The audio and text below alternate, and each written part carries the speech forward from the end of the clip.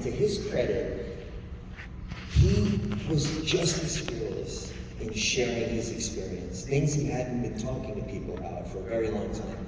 He was just as fearless in sharing that, which was not of his generation to do, as he was fighting the war. And he just knew, this is getting made, I'm gonna dump everything I can to help him tell the story, to get it right for every other man in the company but him. Like, he would not talk about himself. So I would do the same thing. I would call Carwood Lipton. Lipton, but he'd talk for hours about everything that Bill did. When I talked to Bill, it sounded like he was there delivering coffee.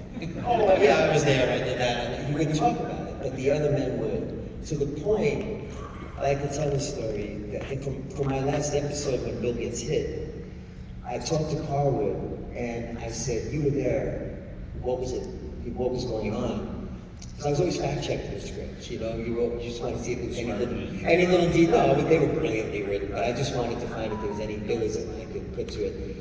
And he said to me, Frank, I want to tell you something. He said, Bill's leg was flapping when it happened.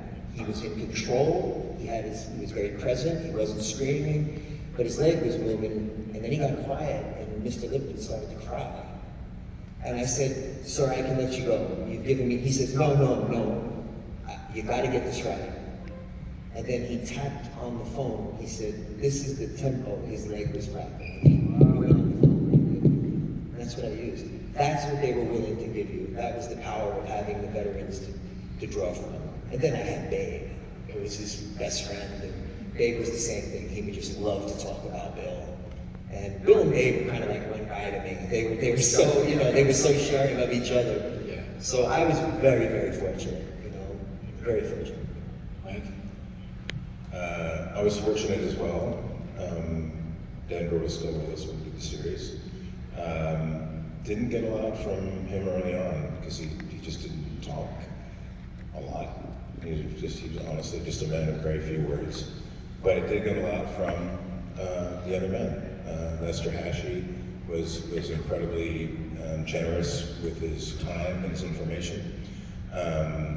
His wife, Vera, was amazing. I think the first time I talked to him, you know, we all had, for all of us who had our veteran that was still with us, you have that moment where you're going to call, and for me, it was a couple of rehearsals of what am I going to say, and then a couple of dialing the number, except the last number a couple of times. Because what do you say? Hey, I'm the guy who's going to play you in the movie. To an actual World War II hero. It's surreal. But I finally talked to him, and I think the first conversation I had with him was about 4 minutes, and it consisted of, You know, what do you say? Tell me about the war. Everything comes out of your mouth is dumb. There's just no way to ask a good question as an opener. So, you know, you say, so I'll call you, is it okay if I call you back in a week or two and we can chat again? And then he says, would you like to talk to Vera? I say goodbye to Vera. I said, I'd love to. And then I proceeded to talk to her for an hour and a half. And I got more from her and from his friends and from the people who knew him than I did actually from him, except how he presented himself as himself.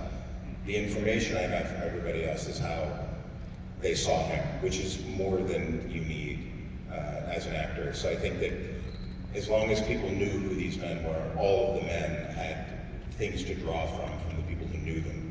And those are things that you could play, because we're not who we think we are. We are how other people see us. That's just the fact of it. So I think we were all given a gift to be able to talk to any of these men, or their families, or anyone that knew them.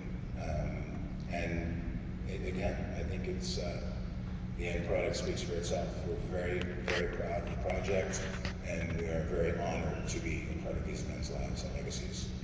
As we're winding down, this is great, and it's all very public for obvious reasons, but this is still your 20th reunion.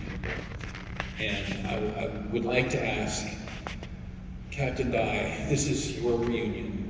Is there anything you'd like to say to these guys on your 20th reunion of Band of Brothers?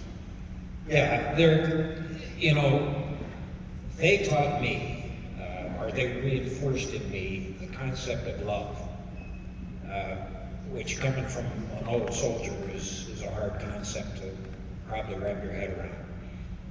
But I knew that I had it, and I knew that they understood when I started seeing the things that you've heard Ross and Michael and Frank talk about. When they were helping each other, you could see that they understood the concept of brotherly love. And they really understood. They probably couldn't have articulated it, but that wasn't the point.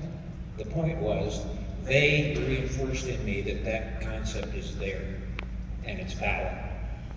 And people can understand it. And it's one of the things I think Band of Brothers has brought to the huge fan base that we've got here in the States and overseas. They see that love.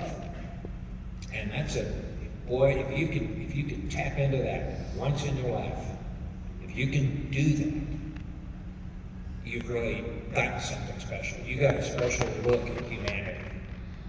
And that's what these guys brought to me and to Mike and Freddie Joe and Laird.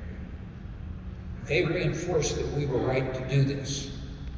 And so, and that if we do it correctly, with the right people, they could just knock it out of the ballpark. So what I would say to them simply is this: I love you, and you're great. Thank you.